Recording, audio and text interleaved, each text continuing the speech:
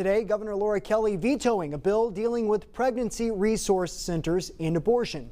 House Bill 2635 shields pregnancy centers opposed to abortion from any law or regulations that would require them to perform or provide counsel for the procedure. In a statement explaining the veto, the governor says, in part, the people of Kansas have made it clear they want the government to stay out of women's private medical decisions, which means they shouldn't spend tax dollars interfering with that very personal, very private medical decision.